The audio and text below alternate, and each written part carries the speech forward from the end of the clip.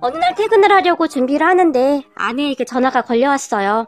여보, 우리 지금 친정에 와 있어. 엄마가 닭볶음탕 해준대. 자기도 회사 끝나고 여기로 바로 와. 라고 말을 합니다. 아내는 오늘도 친정에 가 있나 봅니다. 여보, 장모님 힘들게 왜 자꾸 처갓집에 가서 밥을 먹으려고 하는 거야? 제가 아내를 타박해보지만 왜? 아가씨 닭볶음탕 좋아하잖아. 먹으러 가자고 하니까 아가씨가 엄청 좋아하던데? 아내는 어김없이 제 동생 핑계를 댑니다. 그런 아내에게 알았어, 나 지금 출발해. 근데 갈 때 뭐 좀 사가지고 갈까? 글쎄, 잠깐만. 엄마, 뭐 먹고 싶은 거 있어? 닥서방이 물어보는데. 아내가 장모님에게 물어보는지 목소리가 커집니다. 그리고는 곧 자기야, 엄마가 올 때 수박이나 한 통 사오래. 저번에 아가씨가 수박아채를 2그릇이나 먹었다고 하는데 올 때 수박 사와. 그리고 조심해서 와. 아내는 제 대답을 듣지도 않고 전화를 끊어버립니다. 아내와 제가 통화하는 소리를 듣던 동료 직원 한 명이 왜? 또 장모님이 오래? 밥 먹으러? 라고 물었어요. 닭볶음탕 해놨다고 와서 저녁 먹으라네. 제가 대답을 했고 박대리는 진짜 장가 하나는 끝내주게 갔어. 야, 부럽다 부러워. 우리 장모님은 맨날 내 지갑만 바라보고 있는데 라고 말을 하며 부러운 표정으로 저를 바라봅니다. 맞습니다. 우리 장모님은 정말 좋은 분이세요. 그리고 우리 아내도 그런 장모님을 닮아서 정말 좋은 사람이고요. 그렇게 저는 퇴근하면서 수박 한 통을 사고 옆 꽃가게에서 장미꽃 한 다발도 샀어요. 장모님이 장미꽃을 좋아하시거든요. 한 손에는 수박을, 한 손에는 장미꽃을 들고 처갓집으로 갔는데요. 장모님이 거실에 앉아서 제 동생과 대화를 하고 있었어요. 그런데 장모님은 뭔가가 잘 안 되는지 손을 왔다 갔다 하면서 열심히 공부 중이네요. 그런 장모님을 바라보는데 가슴이 뜨거워지는 것을 느낍니다. 그리고 그런 저를 발견한 장모님이 박서방 왔는가? 라며 말을 하는데요. 장모님이 말을 하면서 장모님도 모르는 사이 손동작으로 말을 합니다. 제 여동생은 세상의 소리를 듣지 못합니다. 심한 열병을 앓은 뒤로 그렇게 되었다고 하는데 저도 자세히는 모르지만 어느 순간부터 여동생은 세상의 소리를 듣지 못하게 되었습니다. 그러다 보니 말을 하는 것도 많이 어색한 편입니다.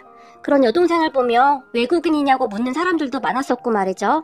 하지만 여동생은 소리만 듣지 못할 뿐 발음이 약간 정확하진 않지만 말은 곧잘 하는 편입니다. 그런 여동생으로 인해 저는 늘 안타깝기만 했었는데요. 제 아내와 처갓집 식구들을 만나면서 제 생각이 얼마나 치졸했는지 알게 되었어요. 사실 저는 그런 제 여동생이 조금 창피하기도 했어요. 전 여자친구를 사귀고 얼마 후에 그런 제 여동생의 이야기를 하게 되면 대부분의 전 여자친구들은 굉장히 놀라며 뭔가 찜찜해하는 듯한 행동을 했어요. 그러다 전 여자친구들 집에 인사를 하러 가서 그러한 이야기를 하면 전 여자친구 가족들의 표정이 심상치 않게 바뀌었는데요. 그렇게 얼마 뒤에 전 여자친구들은 부모님이 반대한다는 이유로 저에게 헤어지자고 통보하곤 했거든요. 우리 사회에서는 제 동생과 같은 그러한 것이 참 크게 작용을 하다 보니 결혼을 하는 것조차 쉽지가 않았는데요. 그렇게 저는 점점 마음의 상처가 깊어졌고 어느 순간부터는 결혼을 하지 말고 그냥 혼자 살아야겠구나 라는 생각까지 하게 되었는데요. 그러다 어느 날 기적과도 같이 지금의 아내를 만나게 되었어요. 직장 상사가 소개를 해줬는데요. 처음에는 제가 정중히 거절을 했어요. 저는 그때쯤 세상을 향한 제 마음을 완전히 닫아버렸거든요. 마치 제 여동생이 세상의 소리를 듣지 못하는 것과 마찬가지로 저도 그냥 세상의 그 어떤 소리도 듣고 싶지가 않았어요. 하지만 제 아내를 소개해준 사람 말로는 정말로 괜찮은 사람이야. 내가 진짜 아까워서 소개시켜주는 거야. 가서 밥이나 같이 먹는다고 생각하고 만나봐. 박대리 진짜 괜찮은 사람인데 아까워서 그래 라고 말을 했어요. 그렇게 만나게 된 아내는 성격이 굉장히 밝았고 순수한 사람이었어요. 저는 그런 아내에게 한눈에 반하게 되었어요. 웃는 모습이 이렇게도 아름다울 수가 있구나 라는 생각을 하게 해준 사람이었으니까요. 아내는 항상 잘 웃었고 항상 주변 사람들에게 웃음을 주는 사람이었어요. 저는 그런 아내에게 마음을 빼앗겼고 아내도 제가 싫지는 않았던지 자주 만나다 보니 어느 순간부터 진지하게 만나게 되었어요. 하지만 제가 아내를 좋아하는 마음이 커지면 커질수록 걱정도 많아질 수밖에 없었는데요. 그동안 수도 없이 많은 일을 겪다 보니 또다시 상처받지 않을까 두려워지더라고요. 그런 제 얼굴의 그늘을 아내가 보았던 것인지 어느 날 아내가 저에게 물어왔어요. 현석씨, 요즘 무슨 일 있어? 계속 표정이 안 좋은 것 같아. 그게 말이야. 자기한테 할 말이 있는데 차마 입이 떨어지지가 않는다. 근데 언젠가는 말을 해야 하는 일이니까 말 나온 김에 자기한테 말할게. 제가 아내의 눈을 바라봤는데 심장이 어찌나 두근거리던지 잠시 잠깐 멈추고 아내의 눈만 바라보고 있었어요. 만약 내 이야기를 듣고 아내가 싫은 표정을 하면 나는 어떤 표정을 지어야 하는 거지? 이런저런 생각들로 제 머릿속이 아주 복잡했거든요. 그런 저의 행동에 걱정스러운 듯이 아내가 물었어요. 뭔데? 무슨 일 있는 거야? 집안에 무슨 일이 생긴 거야? 아니야, 그런 거. 지금부터 내 얘기 잘 들어. 근데 내가 처음부터 자기를 속이려고 그런 건 아니고 어쩌다 보니 말을 못했는데 제가 선뜻 말을 꺼내지 못하고 주저리 말을 하고 있었는데요. 그 순간 아내가 자기 동생 얘기하는 거야? 라고 물었어요. 그 말에 제가 깜짝 놀라서 순간 멈칫한 채 아내를 바라봤는데요. 자기 동생 말이야. 그거 말하려고 하는 거 아니야? 나 그거 벌써 알고 있었는데? 아내는 정말 아무렇지도 않게 말을 하더니 커피를 마시고 있었어요. 그런 아내에게 뭐야, 자기 알고 있었어? 어떻게? 우리 소개해주셨던 윤 과장님이 말해줬어. 자기 그동안 그것 때문에 여자친구도 안 사귀고 있었다며? 뭐야, 그럼 자기는 그런 거 다 알고도 그동안 나랑 사귄 거야? 그게 왜? 그게 무슨 문제라도 되는 거야? 여자친구는 오히려 저에게 그게 왜 놀랄 일이냐는 표정으로 되물었어요. 아니, 그게 말이야. 제가 그런 여자친구의 말에 당황을 한 채 떨리는 손으로 커피잔을 잡았는데요. 자기야, 우리 부모님이 자기 보고 싶대. 우리 나이도 있고 한데 우리 부모님 뵈러 우리 집에 한번 와. 엄청 궁금해하셔. 여자친구는 제가 놀라했다는 것을 알고는 있는 것인지 아니면 그저 모른 척을 하는 것인지 다시 아무렇지도 않게 말을 했어요. 그리고 제가 여자친구를 보며 자기 부모님을? 놀라서 물었어요. 자기 엄청 궁금해하셔. 여자친구가 얼굴에 미소를 가득 머금은 채 똘망똘망한 눈빛으로 저를 바라보며 말을 했어요. 글쎄, 너무 갑작스러워서. 그리고 이게 부모님 입장에서는 제가 여자친구에게 다시 뭔가 말을 하려고 했지만 그리고 우리 부모님도 자기 여동생에게 다 알고 있어 라며 진짜 아무렇지도 않게 말을 하더니 우리 언제 갈래? 이번 주 주말에 갈까? 우리 엄마가 맛있는 거 만들어주신다고 했어. 이번 주 주말에 가자. 응? 가자. 라며 졸라댔어요. 그 순간 제 눈가가 촉촉히 젖어왔는데요. 누군가에게는 그렇게 큰 단점이 또 다른 누군가에게는 아무 일이 아닐 수도 있구나 하는 생각이 문득 들었어요. 그리고 저는 마치 번갯불에 콩 구워 먹듯이 그렇게 여자친구 부모님에게 인사를 갔어요. 그 주 주말에 여자친구 집에 들어섰는데 여자친구 부모님이 저를 반갑게 맞아주셨어요. 왔어요? 반가워요. 어서와요. 라고 말이죠. 거기다 음식을 차려놓았는데 진수성찬을 차려놓았더라고요. 여자친구 부모님은 굉장히 친절했고 예의가 바르셨어요. 여자친구에게는 여동생이 한 명 있었는데 여동생도 참 밝고 상냥했어요. 그리고 저는 오랜만에 받아보는 환대에 몸둘 바를 모른 채 그저 기쁜 마음으로 음식도 맛있게 먹고 대화도 하면서 시간 가는 줄 모르고 있었어요. 하지만 그렇게 대화를 하는 내내 저는 제 여동생의 이야기가 언제 나올까 조마조마한 마음으로 할 말을 미리 준비하고 있었지만 여자친구의 부모님은 끝까지 여동생에 대해 묻지도 않았고 이야기를 하지도 않았어요. 결국 그런 여자친구 가족들에게 저기 제 여동생 이야기를 들으셨다고 들었습니다. 제가 먼저 말을 꺼냈는데요. 저는 그 부분을 확실하게 말하고 싶었거든요. 들었네? 자네에게 여동생이 있다는 얘기? 우리 지연이가 사진 봤는데 얼굴이 엄청 예쁘다며? 나중에 우리에게도 소개시켜주게나? 아주 궁금하구먼. 여자친구 아버지가 웃으며 말을 했고 나보다 나이가 1살 많던데 그럼 내가 언니라고 불러야 하는 거야? 여자친구 동생이 물었어요. 그 말에 여자친구 아버지가 아니지, 사돈이라고 불러야지. 사돈? 꼭 그렇게 불러야 해? 그건 나중에 우리가 만나서 둘이 합의하면 되는 거지. 라며 여자친구 동생이 활짝 웃었어요. 그 말에 제가 약간 당황을 할 수밖에 없었는데요. 제 근심을 알긴 하는 것인지 모두들 아무런 관심도 없어 보였어요. 그렇게 여자친구 부모님은 제가 마음에 드신다고 했고 얼마 뒤에 시간을 내서 여자친구가 우리 집에 인사를 왔어요. 우리 집은 지방의 작은 시골 마을이었는데 여자친구는 내려가는 내내 공기 좋다 라며 그저 신나 보였어요. 그렇게 우리 집에 인사를 갔는데 우리 부모님들은 제 여자친구를 보며 그저 좋아서 입이 다물어지지가 않으셨어요. 여자친구 성격이 워낙 밝아서 우리 부모님이 정말 좋아하셨어요. 부모님이 차려주신 밥을 맛있게 먹고 올라갈 준비를 하는데 우리 엄마가 여자친구에게 이것저것 많이 싸주셨어요. 엄마, 그런 거 누가 먹는다고 그래? 제가 핀잔을 줬지만 어머, 이거 거무콩이네요? 이게 몸에 얼마나 좋은데요? 우리 엄마 밥할 때 꼭 거무콩 넣어서 하세요. 엄마가 정말 좋아하겠어요. 감사해요, 어머님. 이라고 좋아하며 우리 엄마의 손을 꼭 잡아주었어요.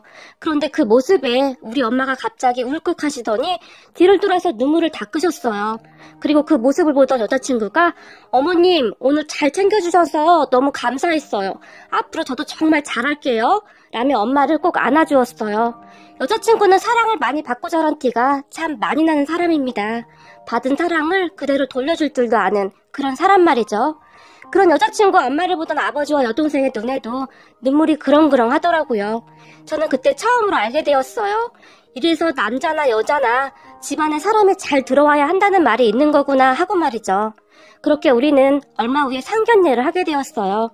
두 집안이 서로 거리가 많이 떨어져 있어서 상견례 장소를 상의하던 중 여자친구가 우리 부모님이 자기 부모님 사시는 동네에서 하자고 하시던데 바람도 쓸 겸 가보고 싶으시대. 우리 고향집? 거기 좀 멀지 않나? 그냥 서울에서 해. 아니야, 그냥 자기 고향에서 하자. 여행도 할 겸 해서 말이야. 라고 말을 해줬는데요. 그 말에 다시 제가 목이 메어왔어요. 여자친구는 이미 다 생각을 하고 있었던 것입니다. 우리 집에 인사를 하러 오던 날 우리 엄마가 여자친구에게 이해해줘요. 우리 딸이 낯을 많이 가려서 어디 멀리 가는 것도 싫어하고 그러네요. 그런데 친해지면 잘 지내니까 너무 걱정하지 마요. 라고 말을 했거든요. 아마도 제 여동생을 생각해서 그런 것이었다고 저는 그렇게 확신할 수 있습니다. 우리는 그렇게 우리 본가 근처에서 상견례를 했어요. 그런데 그 상견례에서 우리 엄마가 그만 대성통곡을 하게 되었는데요. 우리 가족 모두는 여자친구 가족의 행동에 큰 충격을 받고 말았어요. 상견례 장소에 들어가니 여자친구 가족들이 이미 와 있었어요. 자리에 앉아있던 여자친구 가족들은 우리 부모님과 제 여동생이 들어오자마자 급히 일어나서 반갑게 인사를 했어요. 제 여동생의 낯을 많이 가리는 편입니다. 그런데 그런 제 여동생을 보던 장모님이 여동생에게 만나서 반가워요. 얼굴이 참 예쁘네요. 라고 말을 했는데요. 장모님은 말이 아닌 손동작으로 말을 하고 있었어요. 그 순간 룸에 정적이 흘렀는데요. 그런 장모님을 따라 장인어른과 처제까지도 손동작으로 제 여동생에게 인사를 했어요. 미리 연습을 많이 한 것 같더라고요. 그 모습을 보던 제 여동생의 표정은 놀라움과 함께 큰 충격을 받은 듯 했는데요. 여동생도 그런 가족들의 마음을 느꼈던 것인지 안녕하세요, 반갑습니다 라며 떠듬떠듬 인사를 했어요. 그리고 곧 우리 엄마가 눈물을 주체하지 못한 채 흐느꼈어요. 그 모습에 우리 아버지도 눈물을 흘렸고 말이죠. 그렇게 식사를 하는 도중에도 장모님은 제 여동생에게 음식은 입맛에 맞아요? 라고 조금 어설픈 손동작으로 물었어요. 그런 장모님의 말에 네, 맛있어요 라고 제 여동생이 어색하지만 천천히 말을 했어요. 장인 장모님은 식사를 하는 내내 제 여동생이 소외되지 않도록 계속해서 신경을 써주었어요. 그러다가 식사가 다 끝날 무렵 장모님이 저에게 열심히 배우긴 했는데 아직 손동작을 완전히 익히지 못했어요. 나중에 많이 가르쳐 줄래요? 동생한테 말 좀 해주게. 나이가 있다 보니 자꾸 까먹어. 내가 그것까지 연습했는데 라고 말을 했고 제가 제 여동생에게 그 말을 전달했어요. 그런 저의 말에 우리 엄마가 아닙니다. 오늘 정말 잘하시던데요? 눈물을 가득 머금고 말을 했어요. 그 모습에 장모님이 정말요? 진짜 고맙습니다 라고 했고 말이죠.